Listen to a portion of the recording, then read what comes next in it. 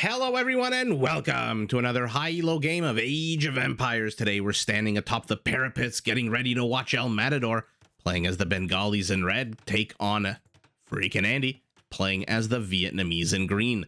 Now while the players herd their herdables, we'll get into that in a second, explore their enclosed off surroundings and try to go up to feudal and most likely castle as fast as possible. Let's take a look at the civ match we'll be watching today before we jump into what the heck this actual map is. The Bengalis, very much an elephant civilization. All of their elephants receive less bonus damage, are more resistant to conversion, and can be upgraded to attack 20% faster, which is just absolutely the cherry on top of the elephant sundae when you consider the fact that the Bengalis get fully upgraded battle elephants, siege elephants, and elephant archers. Rather, their elephant archers benefit from Parthian tactics as well. Now, in addition to that, all Bengali melee cavalry do come with a small attack boost against skirmishers.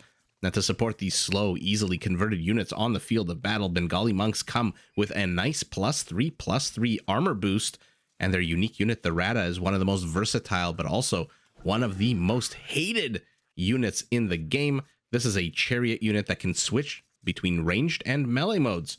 Now, to support the Bengali army, every town center they have spawns 2 villagers for free whenever the next age is reached, and their villager and monk population can actually be upgraded entirely, evolved, let's say, instead of upgraded, to take up 10% less population space. The way that works is each one of these adorable villagers bending over to prune these lemon bushes counts for 0.9 supply instead of the usual 1. Now, across the walls on the other side of the known world, we've got FreakinAndy playing as the Vietnamese. Has put his scout. Looks like the scout took damage. From what? Not too sure. Did he try to pull one of these boars? Maybe I'll do a picture-in-picture and see. But in any event, the Vietnamese, an archer civilization that has access to 2 pretty damn cool archer units. The first is their is their unique unit, the Rattan archer.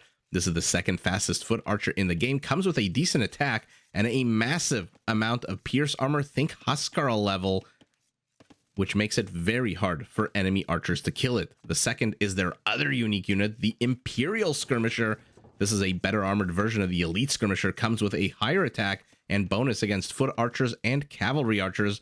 Now, if that wasn't enough archers range and whatnot for you, every single unit that comes out of a Vietnamese archery range comes with 20% more HP. Now, to support their ranged units on the field of battle, Vietnamese elephants can be upgraded to get 100 extra HP, giving them a nice pothead 420 HP, and they get the conscription upgrade for free, meaning the second they hit Imperial, they hit the ground running with quicker military production. Now, to afford the cost of training their ranged units and their battle elephants, all economic technologies cost no wood, and thanks to the latest patch, are now researched twice as fast as normal, and their entire lumberjack population can be upgraded to also generate a tiny trickle of gold every time they cut down a tree. Now, unlike other civilizations who have features designed to help them defend against raiding, take a look at this. The Vietnamese start the game knowing exactly where their opponent is so that they can raid more efficiently. Whether or not this applies or is very helpful in a closed map like this in the early stages of the game, probably not. Probably more applicable to a map like Arabia. But in any event, those are the 2 civs. Now, speaking of walled off maps, if you notice, we're not exactly on, we're on Arabia, it looks like, but we're not exactly on Arabia, if you know what I mean. This is a map called Fortress. If you notice in the beginning of the game, everyone starts with 10 villagers, a barracks, a castle, I believe 5 farms, and inside an enclosed base. Now, outside of the closed base are generally patches of resources, 2 gold and 1 stone over here, gold and stone here, gold over here, which tells me there won't be anything on the southwest side of FreakinAndy's base, which, interesting cliff placement, by the way. But that is Fortress. Now, the thing that I love most about Fortress is the random spawning of towers that happens on in every single base. Look at this. If you were playing a 1v1 and you had to build a base from scratch, let's say there was a SimCity Age of Empires, would you put a tower here? Would you put a tower here right next to the wall? Let's take a look at green. Oh, look at that. Green in a little bit of a better position here. Tower defending the stone, tower in the front, another tower in the front, and a tower defending the goal. Oh, man. Andy here has spawned probably one of the nicest tower locations in Fortress that I have ever actually seen. In the meantime, let's look at El Matador. 0 towers in the front of his base. Nothing here. Instead, he's got 2 towers defending against whatever comes out of the ether. He's got 1 tower to the side with protecting the stone, which is nice. And then a tower blocking the gate, or part of the gate, defending part of the gold. So overall, I would say base advantage here in terms of towers for our green Vietnamese. Now, the thing you want to look out for on enclosed maps is where are the resources and how far away are they from walls, because that makes them exposed to ranged units. Anything from long distance archers to siege units. Doesn't look like green has anything really at risk here. This is probably, what, 3 tiles away from the wall here? 2 to 3. Let's take a look at red. Also, inner resources, nice and safe. An interesting little backwards 3 position. Just did a little 3 with my mouse because I wasn't sure if this was a backwards 3 or not. Sometimes you guys know when I cast, mistakes happen. And so I wanted to make sure when I said a backwards 3, I actually meant it. By the way, let's take a look at the 2 extra villagers the Bengalis spawn. There they are, waddling their way out sassily from the town center. Man, is that a powerful bonus in the early game. Just 2 villagers for free saves you all the time needed to train them, saves you the food, and just gives you basically villagers that hit the ground running. 11-minute mark of the game, no kills yet. We'll see if this game progresses along the standard enclosed map meta, where generally there are 3 phases. You find it more on Arena, although maybe on Fortress, we'll see the same thing happen. Generally, phase 1, which is now over, the players rush to castle. Once they hit castle, stage 2 begins, and then they start battling it, duking it out over these golden, physics-defying relics, which a feeble-looking old man with a stick and a giant book seem to be able to carry. Then once all the relics on the map are accounted for, taken, looted, if you will, and are placed in the respective national museums of their civilizations, phase 3 begins, where the players start building armies, building infrastructure, and just trying to batter the heck out of each other. I'm trying to keep it PG-13. In case you haven't noticed, 3rd town center going up for our Bengali, 3rd one already up for our Vietnamese, who now has a 1 villager lead. Vietnamese recently got buffed, making the Imperial Skirmisher upgrade cheaper, allowing their economic upgrades to be researched in twice, or rather half the time as normal. Oh, not a good engage here for Green Scout on the low ground. Might want to back away. He does exactly that. Red bets that he's going to go right, moves his scout right. Green instead goes left and runs back into the base. He's going to run to the castle, run back to Mommy Castle, and back he is here healing up. Let's take a look at, what have they seen? El Matador still exploring the periphery, still has a bit of scouting to do here on this corner of the map. Whereas our Vietnamese just says, yeah, I kind of generally know where you are. That's good enough for me. I'm just going to put my head down. I'm 4 villagers ahead because of that. I'm not going to waste time microing a scout. I know where you are. I know where to find you. If you try any kind of monkey business, my castle is right in the forward position here. And that's another thing. This castle, oh man, not helpful at all for any kind of attack. Whereas Greens is at least creating a zone over here, meaning red might want to attack on this side of the map, or just might want to gun down the castle whenever he can. But in any event, that is the map. Those are the civs. These are the players. I have missed casting these 2 players. I did cast them a long time ago. Or was it that long? Time has stopped meaning anything to me at this point. Those of you with a newborn child can attest and confirm that whatever you think about time, is it linear, is it quantum, is it whatever, it just doesn't apply anymore. Life ceases to make any sense once there is a toddler newborn in the house. And the first relic here looks like it's going to go to our Vietnamese unless red doubles back. But is he too far? He's going to double back, but green here making sure that red doesn't manage to get to the monk. Or at least if he gets to the monk, at least we'll pay the price for it. And the monk choosing the northern gate over the southern gate. So I think I haven't, I'm going to say about a month and a half, I haven't casted either of these two players. But they are really good players. They're super fun to watch.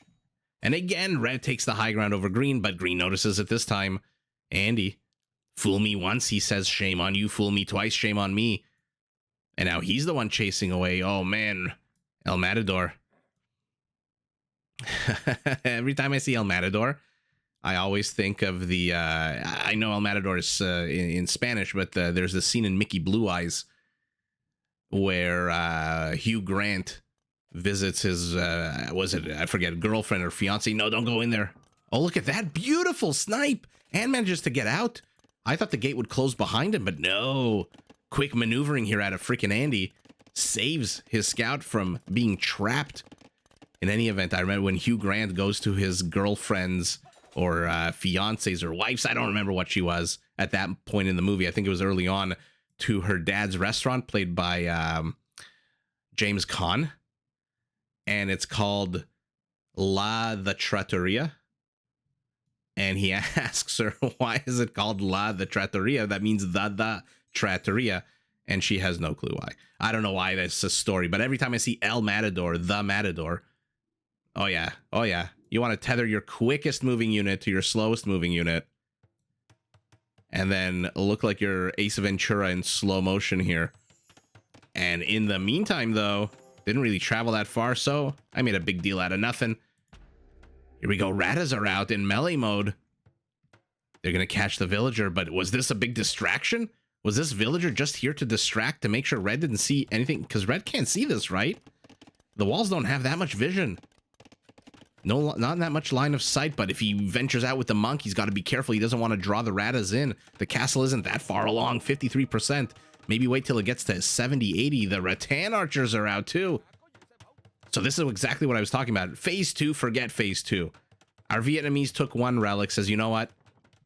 I'm not going to engage into a fight here with you over relics. I think that Scout Cat, by the way, could have sniped this monk. Uh-oh. Run away, run away. Oh, no, he doesn't run away. Will he get reconverted? No. El Matador with the mind games here. Deletes the rattan archer. He must have seen the castle now that it's firing on him. For sure he has counter castle going up with so many villagers. Wow, that was a quick castle. But I guess both players said, you know what? Relics be damned. Let's, I shouldn't say both players. Actually, yeah, both players. One went for a castle. One went for, Ratas. 2 melee, 1 ranged. Just kind of hanging out here in the back of the base, securing the gold. Why is the castle not firing on these villagers, is what I want to know. I don't think Andy has noticed that there's 2 villagers within the radius of the castle. Now a siege workshop. Look, I'm not going to lie. I think this is going to be an uphill battle here for the Matador. Because what do you do against the Vietnamese is the Bengalis? I mean, they're both an Imperial. Trebs are nice, but Treb for you, Treb for me again. What the hell is this? Oh, it's one of my pet peeves in this game is seeing stuff like that. Not that it makes any real difference. That monk wasn't doing anything. That scout wasn't doing anything. But what do you do against the Vietnamese as the Bengalis? Let me know in the comments. I think you have to go pure cavalry. Skirmishers? I mean, the Vietnamese are an archer-killing archer civilization. Rattan archers, fully upgraded, have 10 pierce armor. That's why I said they're basically Huskarls. They have more pierce armor than an eagle warrior. An elite eagle warrior. Right now, what's it sitting at? 4. That's because he hasn't upgraded it at all, getting Bracer to increase the range and attack first. He loses his castle, but doesn't care. Has a second one already. Both players up to 100 villagers at the 25-minute mark of the game. Man, do I love enclosed maps. Shenanigans just start immediately. 1 relic apiece, although it looks like more relics are being taken here. Our Bengali will get 2. But really, I'm trying to think. And as I think, you guys know I like to think out loud. ramble a little bit here, a little bit there. You can't go infantry against the Vietnamese. I'm sorry. Not with their archers, not with an archer civilization. You just can't do infantry. Let's take a look at the top left of your screen. There's no plate mail armor for the Bengalis.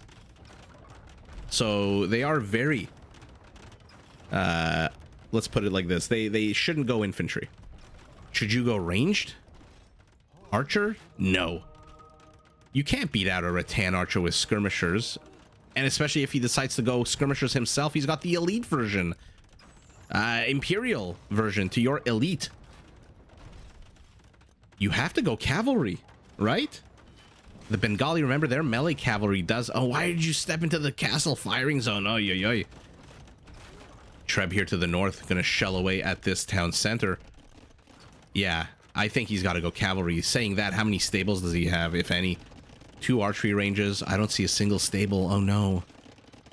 I mean, look, I'm playing with the benefit of God vision, right? I see everything that's happening. This castle's going to come under attack too. 2 villagers are not going to be enough to save it against 2 trebs.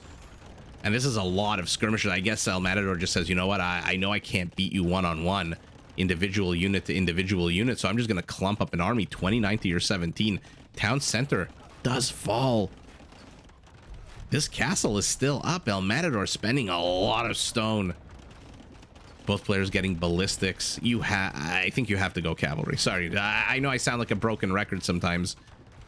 I mean, look, that's not even enough to injure this. You got ballistics. They are hitting. The javelins are hitting. But when you got 5 pierce armor against the unit that attacks... Oh my god, I'm trying to click on a 6. And then archer. Okay, I clicked the... of course, I have to click the one that dies. Archer +4. Means you need quantity. You cannot rely on quality. Not against the rattan, who is now going to have 6 pierce armor in a second. In 20 seconds, rather. Trebs are gone. Castle's still up. Our Bengali, for all that I'm whining and complaining about how it's going to be an uphill battle for them, what the hell is this? Seems to be winning so far. 20... actually, no, the kill count is in favor of our Vietnamese. Oh, man. That is hilarious. But the infrastructure is still here. Skirmisher is going to get shoot away by 3 bombard cannons, but a few Radas might want to engage into this. Never mind, they've got more Treb-shaped matters to attend to. And look at that. Our Bengali has taken down, not only has he held, has taken down 2 castles, a number of Trebs, a number of rattan archers. Let's pivot back south and see where our players are going. So, an outpost here. Doesn't want to get flanked. What's his production facilities here? I don't think he's got a single military building beyond his barracks that he started the game with. Our Vietnamese relying on rattan archers. And it looks like I think I saw a barracks up here. Yeah, 2 barracks up here. Not even an archery range. Halberdier, plate mail armor, squires. This is why you can't go infantry. Although I guess without missing blast furnace versus missing plate mail armor. Wisely targeting the siege workshop here is El Matador. But now green is back. Siege engineers in 18 seconds are going to add a bit of a range. Again, what the hell is this? Why does freaking Andy keep clumping units? Okay, halberdiers move forward. Villagers move forward. Time to take your gold, says freaking Andy. 5 bombard cannons here is quite an investment. Bengalis, you have to go cavalry. I don't even know if elephant archer is really going to do it here. Do these guys have any bonus, by the way? No, just against the spearmen. Not even against eagle warriors. Interesting. I think we may have found one of the few units in the game that doesn't have a attack bonus against eagles. Fantastic. Always love to learn something new. But look at him. El Matador keeping his elephants secret in the back, not wanting to reveal them just yet. It is freaking Andy who moves out to the right side of his base. It is El Matador, or rather to the left side of his base. El Matador doing the exact same thing. After that Los Angeles-style traffic jam here to the north. And now his monastery is down. He's lost control of both relics. Got one of his Radas teefed. And here come the elephant archers. What are the upgrades? Beautiful upgrades on them. Fully upgrades. Upgraded, it looks like. But in 20 seconds, they're going to be elite. No point in engaging with them now.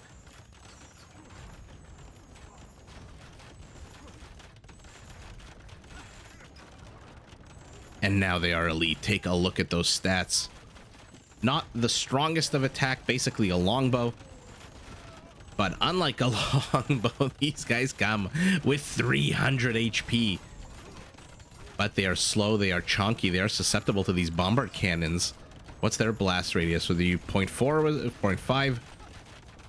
Gotta keep moving, gotta keep bobbing and weaving. One is targeted for conversion here. And he loses it. But remember, these elephant archers have negative. Oh wait, no, never mind. I was confusing them with something else. No, wait a second. No, I'm not. One second. I was gonna say they have -4 cavalry archer armor. Where are you going? Is he going after the bombards? Their range isn't great. Yeah, they should have -4 cavalry archer armor, which means these skirmishers now Imperial. Take a look at this. Cavalry archer +3 attack, which means that not only, like we saw yesterday, do you have negative armor, and then you take the attack, which is now an 8, and then on top of that you take another 3 damage. So again, I don't know that archers are the way to go against the Vietnamese here. Pikes means they're going to attack 20% faster. Let's take a look at their attack speed once it finishes. Boom, 2 minus 0.3. But this is not sustainable. He's got 280 gold. More elephants waddling in, reinforcing, but now the halberdiers are here. Remember, they do take less bonus damage, which makes them a little bit tankier against halberdiers. A tiny bit tankier against Imperial skirmishers. Yeah. I mean, this is not a fight I think that El Matador can win. But let's see. I was wrong before. He held. Oh no, the second this castle starts, the 2 trebs are right here ready. And oh, did he cancel that or did he get it deleted? Oh my goodness. Look at him, cock of the walk, rebuilding it right underneath the same 2 trebs. This time though, he's brought a lot more villagers. It looks like 17 villagers. Are they all building? 15 of them are building. I don't know how much he expects this castle to last. It's at 90%. It's got less than 2,000 HP. Okay, El Matador deletes his walls. Now his elephants are caught in the crossfire here with the castle, but the castle's at 1,600 HP.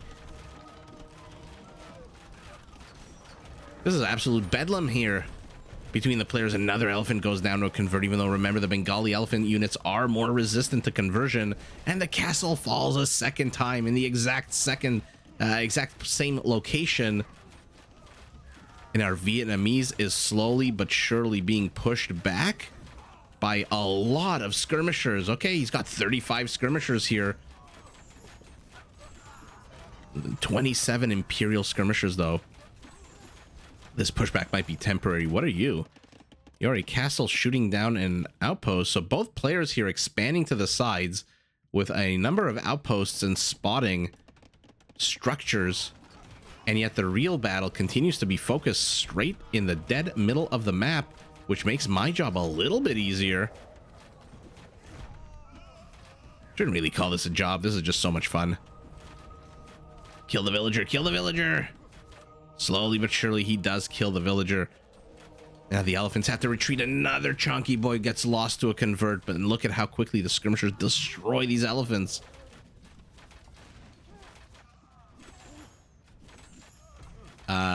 Red. What are you going to do now? He's building 5 skirmishers and a monk. He's getting forging. Doesn't have a single melee unit. I mean, I hope he's going to go cavalry somewhere, please. I'm going to zoom out. Apologies to anyone on a smaller screen. Tell me we're seeing stables being built. No, we're seeing archery ranges. 16 archery ranges. Let me know in the comments below. Am I exaggerating the nature of this Civ matchup? You can't go archers against the Vietnamese. You just can't.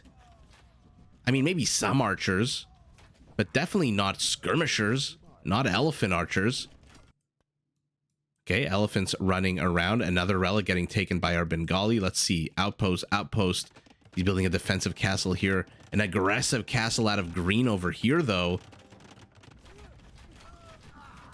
And now green has pushed so far into red's base. He's reaching his original useless, super defensive castle. I mean, he's got the wood for it, does El Matador. He's at 200 population. He's still pushing back thanks to this quantity. I mean, this is just crazy. This is box art over here. 16 archery ranges, but you're only producing 6 or 5 skirmishers at a time. So may have over-invested in archery ranges. 4 kills for these elephants who now have to contend with an empty town center. Where are you going, villagers? 1, 2. Oh no, green, green, green, green, green. Not paying attention, streaming these villagers straight through the elephant, the eye of the elephant. Now the castle over here is taking down a town center, while at the same time is being shelled away at by a Treb to the center. The skirmisher war continues. Quantity versus quality. We've got 29 Imperials, 25 elites, so he doesn't have the quantity or the quality, El Matador, and yet somehow he is, I was gonna say continuing to hold, but right as I say that, of course, his center collapses. Another convert, elephant, 1 versus 7. We know how that works out for him. There's a stable, but what the hell is it doing all the way across the map? Anything else? Another outpost. I mean, take a look at red's vision. I don't mind this at all. Beautiful map vision. Green. Oh, green's got so much map vision. Town center remains. Treb looks like it got gunned down. Now green is on the offensive to take down this castle, while the castle fires away at a bunch of houses. And now he's building 15 skirmishers. If you can keep up your food and wood production, if you can keep up your skirmisher count, you may be able to defend this, but I don't think you can. 6 kills on 33 skirmishers just shows you how slow skirm versus skirm violence can be sometimes. Oh, that quickly jumps up to 13. These guys are just melting. Red skirmishers are melting. Treb attacking a house. Rattan archers making themselves at home. There you go. Take a look at that maxed out rattan archer. 10 pierce armor. And we've got a chunky boy. We've got a chunky boy. In 8 seconds, he's going to have a good amount of HP. Boom. 420 HP. The chunkiest boy of the game itself. Minus, of course, the Persian war elephant. 342 skirmishers to 211, but Imperial versus Elite. Let's see. Oh, I don't know, guy. You know my clicking skills. Let's compare the stats here. 7 to 8 attack, 8 to 9 pierce armor. Range is the same. Speed of movement is the same. Speed of attack 3. Speed of attack 3. I don't know why it says plus 0, 0. Attack bonus against archers 4. Attack bonus against archers 5. Cavalry archers plus 3. Cavalry archers plus 2. So in small incremental numbers, the Imperial skirmisher is just significantly better. I mean, I shouldn't say incremental. The difference between 8 pierce... Oh my god, again I clicked the farm. The difference between 8 pierce armor and 9 pierce armor is more than 10%. The difference between 7 attack and 8 attack is like 15%. And now the chunky boy is out. I mean, I never get tired of looking at this, but it's just so wrinkly. Maybe I'm going crazy from reading all these new baby books with animals and stuff, but I just absolutely love the elephant units in the game, which is why every time I see Bengalis, I just know I have to look into the game a little bit closer in case there's elephants waddling around. By the way, these elephants, these 7 are still around, this time up to 14 kills. So doing a decent job denying a bit of farming did El Matador. But ultimately, look at this. Take a look at the map. Green just cracked through the center. And look at this. 6 archery ranges, 10 stables. By the way, I'm going to zoom out. How many stables for our Bengali? 1 stable. I'll say it one final time. And again, in the comments, let me know if you agree or disagree. This Civ matchup, what choice do the Bengalis have? You can't really go siege with the Bengalis, right? You've got no bombard cannon. You've got no siege onager. I mean, maybe a regular onager. Maybe. You can't really go infantry because these rattan archers, these imperial skirmishers are going to snipe it. And then you have to contend with elephants, which, by the way, your elephants are not that bad either, by the way. BT dubs. They attack 20% faster, which is huge. And then you're left with cavalry. Unless you dig a big trench here, fill it with water, and put a couple of cannon galleons. But that's not a mechanic that's available in the game. And so I think if half of these were stables, even light cavalry, even light cav, I think could have helped stop this aggression from our Vietnamese. Because take a look, little by little, step by step, he was pushed back more and more and more into his base until finally he just couldn't. He's got a good villager count, 133. He's got a good military count, 34. He's got decent trash resources, not the best, but they're definitely higher than his opponent.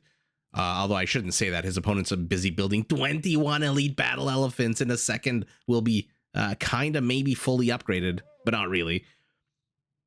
Absolutely crazy here. I think I was hoping we'd see an elephant versus elephant battle, but in any event, what an absolute crazy fun game. We got to see the power of the Vietnamese. Like I said, they have 2 of the coolest archer units in the game. Second fastest after the plumed is the rattan. Look at that PKPM right at the beginning of the game. More of a relaxed game also at the beginning of the game. So both players kind of chilling. Yeah, resources not too crazy difference, about 10%. A lot more wood. Sorry, not a lot more wood for our Bengali. Not a lot more food for our Vietnamese. Take a look at gold, though. This is what happens when you have map control the entire game. And by the way, Mahayana? No, sorry, not Mahayana. Where is red? I thought for a second he researched Mahayana, but I guess not. Mahayana is the upgrade that makes your villagers count for 0.9 units instead of 1 unit. But what do you do when your opponent has 6,000 more gold than you and enough stone for an extra castle? By the way, paper money. Not bad at all. That's the Vietnamese upgrade that turns all 56 lumberjacks into gold creators. So every time they hack and hew and chop down these trees, look at them. Oh man, I like this. I wish I could make this a screenshot, but I don't think anyone would like it beyond maybe 2 or 3 people. I also didn't notice that the crane looks like a trebuchet. In any event, it is our Vietnamese who busts his way in here with 468 kills. 104 of them are villagers. 336 kills, 30 villagers. So really, the military kill count is not that different. 306 to 364. So about 20% difference in military kill, which goes to show you, remember, 20% difference for a unit that has 10 to 15% better stats. That's just the way it works. It may be not in the early stages of the game, but once you start clumping up 68 army supply, every little +1, -1 helps or hurts you significantly more. And so our Vietnamese just overwhelms El Matador's archer-based Bengali army, even though he had the Chonky boys, even though he tried to distract and deflect attention by sending them to die across the map. It is ultimately our Vietnamese who breaks him, takes the W, but GG to both players.